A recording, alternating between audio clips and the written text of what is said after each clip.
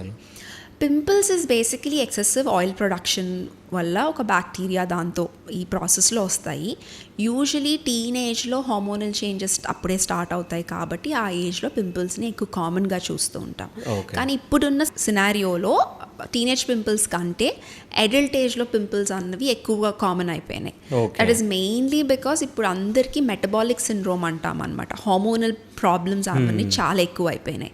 అది unhealthy eating habits వల్ల అవ్వనివ్వండి, ఫిజికల్ యాక్టివిటీ లేకపోవడం అవ్వనివ్వండి, స్లీప్ సరిగ్గా లేకుండా, స్ట్రెస్ వల్ల, వీటన్నిటి వల్ల హార్మోనల్ చేంజెస్ వస్తున్నాయి. కాబట్టి హార్మోనల్ ఇంబ్యాలెన్స్ ఇన్సిడెన్స్ పెరిగి దానివల్ల అడల్ట్ ఏజ్లో ఈ పింపుల్స్ రావటం, వచ్చేది కూడా చాలా సివియర్ ఫామ్లో రావటం అనేది ఎక్కువైపోయింది. ఓకే, అంటే ఈ పింపుల్స్ వచ్చిన వాళ్ళు ఎట్లాంటి జాగ్రత్తలు తీసుకుంటే బెటర్ అంటారు మీరు?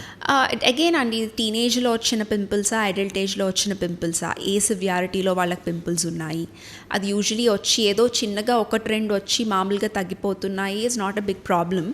బట్ వాళ్ళకి సివియర్గా వచ్చి, కొంతమందికి వాళ్ళ ఎవ్రీడే యాక్టివిటీ డిస్టర్బ్ అయ్యేంత సివియర్గా వస్తాయి, పస్ ఫిల్డ్గా వస్తాయి, సివియర్ పెయిన్ ఉంటుంది.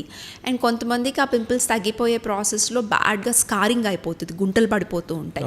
సో అలాంటి వాళ్ళు ముందే దాన్ని ట్రీట్ చేయడంతో స్కారింగ్ అవాయిడ్ చేయొచ్చు. సో సివియారిటీ బట్టి, ప్రెజెంటేషన్ బట్టి, ఎందుకంటే చాలామందికి మెడికల్గా మేము చూసేసరికి వాళ్ళకి అంత సివియర్ పింపుల్స్ ఉన్నాయి అంటే అండర్లైన్ మేజర్ హార్మోనల్ ఇంబ్యాలెన్స్ ఉందని మేము ఐడెంటిఫై చేసేసరికి ఆ hormonal imbalance is a bigger problem for them. So identifying the underlying cause and treating that also is actually life saving for them in many other ways. So severity batti they have to take precautions, but adult age lo vachedi we definitely evaluate the underlying cause and treat it accordingly. Okay, అంటే ఈ pimples కానీ ఈ చర్మ సమస్యలు రావడానికి ముఖ్య కారణం food అని అంటారా? One of the main factor అండి. ఇప్పుడు మనకి ఎక్స్పోజర్ టు జంక్ ఫుడ్ పెరిగిపోయింది, ఫాస్ట్ ఫుడ్ పెరిగిపోయింది. ఇప్పుడున్న సినారియోలో అందరూ జాబ్స్ వల్ల, దీనివల్ల ఫాస్ట్ మీల్స్ అనేసి బయట తినటం ఎక్కువైపోయింది, స్విగ్గీ ఆర్డర్స్ ఎక్కువైపోయినాయి, ఆన్లైన్ ఆర్డరింగ్, ఫుడ్ ఆర్డరింగ్ అనేది చాలా ఫాస్ట్ ఎక్కువైపోయింది.